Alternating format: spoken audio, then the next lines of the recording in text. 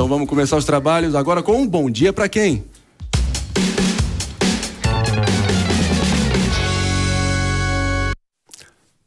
Muito bem, senhoras e senhores, e o nosso bom dia de hoje vai para você que aproveitou o feriado de 1º de maio para dar um pulinho em Itaquera e ouvir o presidente Lula.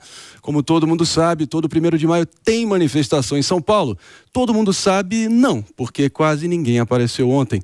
O próprio presidente Lula puxou a orelha do ministro-chefe da Secretaria de Governo, Márcio Macedo, e o presidente disse, abre aspas, olha, não pense que vai ficar assim. E ontem eu disse pro Márcio que o ato tá mal convocado. Não fizemos o esforço necessário para levar a quantidade de gente que era preciso levar.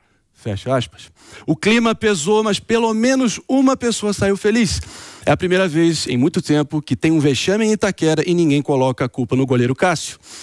Olha, eu entendo. A gente sabe que o orçamento está apertado e com essa inflação está impraticável o preço da mortadela.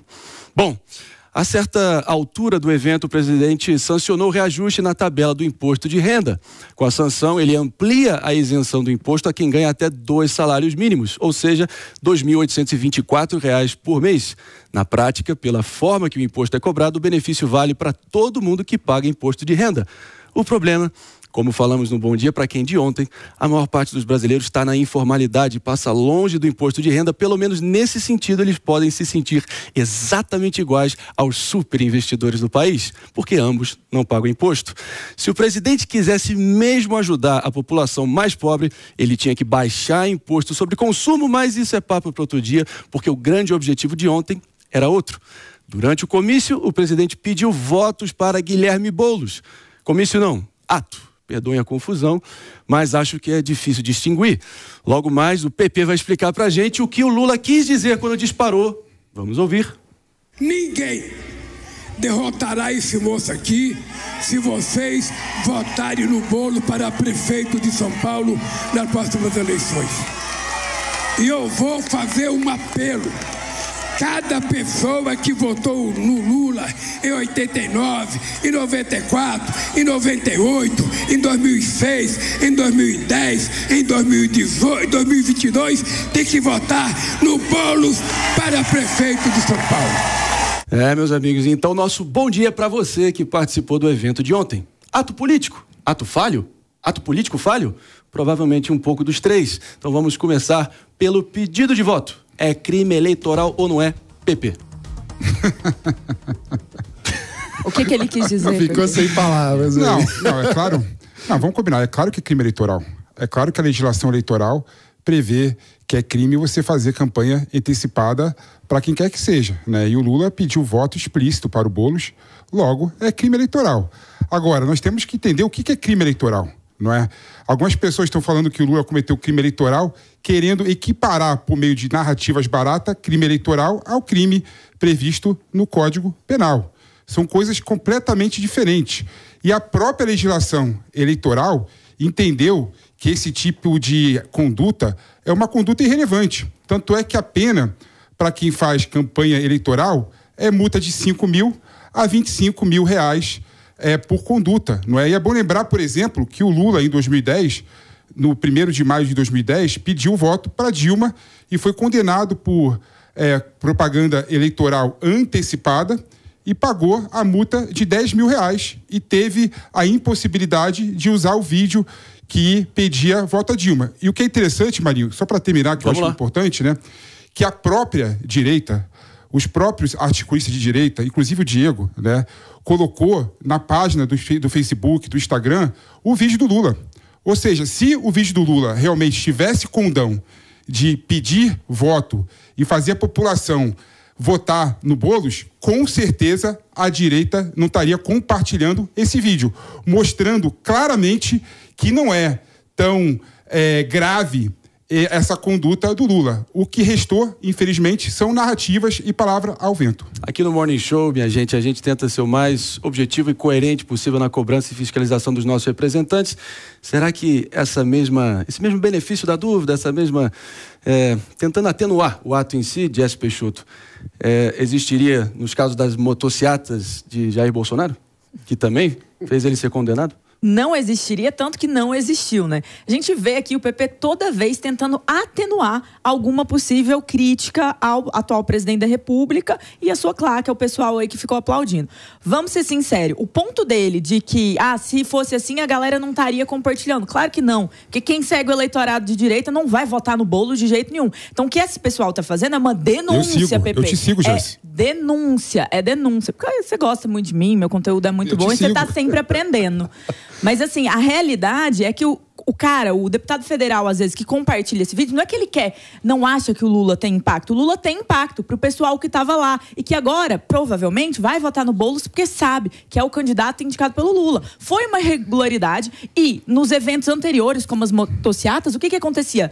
Vamos tirar, é um absurdo impeachment. Aí a galera que fazia isso agora, numa cena explícita de pedir voto, o que eles fazem? Não é bem assim, é uma coisa simples, vai ser uma multa. Paga a multa. Mas a multa? Não, paga a multa, mas tem que ter responsabilidade. Tem que pedir desculpa, tem que ter a devida crítica. Agora a gente vai criticar só quem a gente discorda? Quem faz errado e tá do nosso lado, a gente vai falar, não é bem assim, veja, é uma questão de semiótica, é uma questão de linguagem. Diego Tavares, o governo federal percebendo logo a presepada de ontem, realmente a irregularidade que foi cometida, e acho que pelo posicionamento do PP fica nítido que há um consenso amplo nesse sentido, eles removeram a postagem de todos os canais oficiais do governo. Realmente é a confissão de que realmente erraram, na tua visão? Exatamente, Marinho. Se existia dúvida se o Lula praticou ou não um crime eleitoral no dia de ontem, essa dúvida foi sanada quando o governo retira o vídeo do ar. Agora, eu achei sensacional como a Jess aqui é educada, dizendo que o PP tá querendo amenizar a conduta do Lula. O PP tá passando aqui um pano vergonhoso para um crime eleitoral. E é crime, sim. É crime eleitoral. Que pague 10 mil reais de multa. Tanto que o crime prevê uma pena. Tem uma pena. É uma pena de multa, mas é uma pena. Sim, não dá para dizer que não é um crime ou que é uma conduta irrelevante. E escancara o que eu venho dizendo aqui ao longo de muito tempo nas minhas participações na Jovem Pan, que o Lula precisa, com urgência, parar de falar de improviso. O Lula tem assessores que preparam os seus discursos, que analisam as suas falas, e dá pra ver muito claramente que ele não tem atendido esse pessoal. Não é a primeira, nem a segunda, nem a terceira, nem a quarta fala desastrosa do presidente que atrai prejuízo pro seu próprio grupo político. Então o Lula precisa dar um pouquinho mais de atenção pros seus assessores, que com muita atenção devem preparar os seus discursos. Diego fez um excelente ponto e eu já te trago aqui pra discussão, mano. A gente lembra do Lula Paz e Amor, de terno do Ricardo Almeida, barba feita, aquele makeover total que o Duda Mendonça comandou e trouxe o primeiro metalúrgico ao posto do mandatário da nação. A gente vê talvez um Lula no momento onde a era dos marqueteiros foi para o ralo, para as páginas dos livros de história, e ele agora sempre devolvendo tudo para os ditos petistas tatuados que recompensam as falas dele com sorrisos cúmplices, né, e um encorajamento. Mas isso acaba botando ele nessas saias justas desnecessariamente. O que falta para ele entender que realmente mudou a comunicação política de uma vez por todas? Pelo jeito está faltando perder a eleição, para ele entender que não dá para agir dessa forma. Amém. O ponto, e eu queria chamar a atenção para outros aspectos. A gente está falando do gravíssimo pedido de voto, mas veja só, ele se sente no direito de dar um pito a um membro do governo em função do público que está ali. O que é que isso explicita? O que é que isso revela? A utilização escancarada da máquina pública, portanto, do dinheiro do pagador de impostos do Brasil para uma mobilização política que teve como objetivo o pedido de voto. Ou seja, estamos falando da mais desavergonhada utilização do aparato do Estado brasileiro em benefício particular de um grupo político. Isso é escandaloso, isso é absurdo, isso é um desvio de finalidade do que é o Estado brasileiro. A transmissão desse ato pelos canais oficiais é mais um elemento que reforça esse ponto. Ou seja,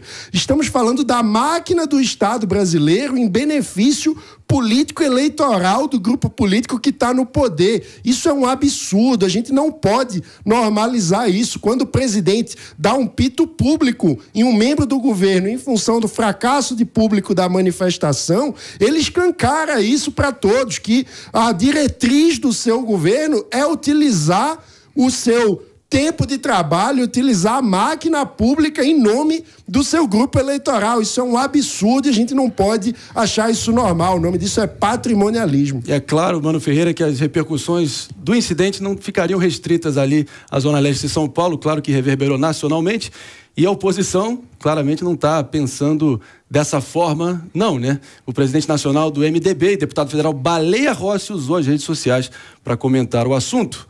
Abre aspas, em vez de ofertar esperança aos trabalhadores no 1º de maio, o presidente da República foi a São Paulo com a estrutura do governo para fazer campanha eleitoral contra o MDB, partido com 3 ministros que tem feito um trabalho exemplar para o país. Respeitar a lei eleitoral é respeitar a democracia.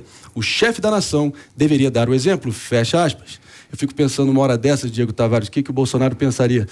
Olha só, prezado Diego Tavares, os caras ficam dizendo que realmente sou eu que perturbo o Baleia. Mas, pelo visto, é o Lula que está perturbando as baleias por aí. Como é que... Isso é perseguição, não é? Pois é, além do crime eleitoral, Marinho, certamente aí temos o crime também de perturbação ao Baleia, né?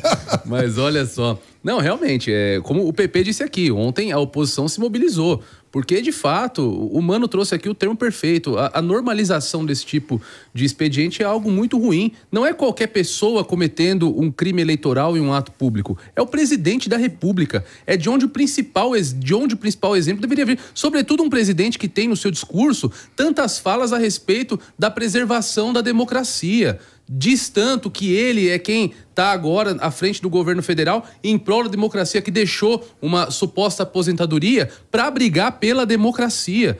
E pratica essa democracia como? Violando a legislação eleitoral. Quem que pese de fato não seja o crime eleitoral mais grave, como eu disse, não deixa de ser um crime, não deixa de ter uma pena. Então, faz bem a oposição em criticar sim a conduta do presidente, e eu acho que todos os outros pré-candidatos devem entrar com a impugnação para fazer valer a lei. E ainda que sejam só 25 mil reais, ou pouco menos do que isso, que o Lula seja condenado a pagar, para dar o exemplo para o resto da sociedade que existe lei nesse país e a lei deve ser cumprida.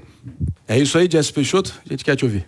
Eu concordo, e eu acho que o grande problema aqui é que o Lula está sem limites. Ele acha que ele pode falar tudo, ele acha que ele pode ir em eventos internacionais e massacrar muitas vezes a lógica da nossa democracia com uma frase lamentável sobre o Holocausto. Ele sempre está ali dando pitacos muito ácidos nos próprios ministros, o que fragiliza esses ministros, como o Mano bem falou. Nesses dias ele falou para Haddad parar de ler, falou que o Alckmin não estava ágil e agora falou que o ministro não está pondo gente suficiente na rua. Então, assim, são vários erros, são erros de governabilidade que acabam literalmente destruindo a própria governabilidade dele e fragilizando o governo como um todo. Maravilha, Jesse Peixoto. E claro, o nosso mestre do contraponto tendo aqui a sua oportunidade de dizer, afinal, aonde que Jesse, Diego e essa situação como um todo estão errados? Marinho, eu me surpreendo cada vez mais, né, debatendo com meus amigos aqui. Primeiro que é a primeira vez que eu vejo liberal ser contra a liberdade de expressão, conservador. Não existe liberdade de expressão para conservador ser contra um feriado nacional centenário, né? Então acho impressionante assim que deixando o Mano, deixando a Jess, deixando o Diego falar o tempo inteiro, eles acabam caindo naturalmente em contradição. O 1º de maio é um feriado nacional. O 1º de maio, é bom lembrar, desde a época do Getúlio Vargas, que mudou o nome do Dia do Trabalhador para Dia do Trabalho, é algo que as massas, né, costumam ir para as ruas para reivindicar melhores condições de trabalho.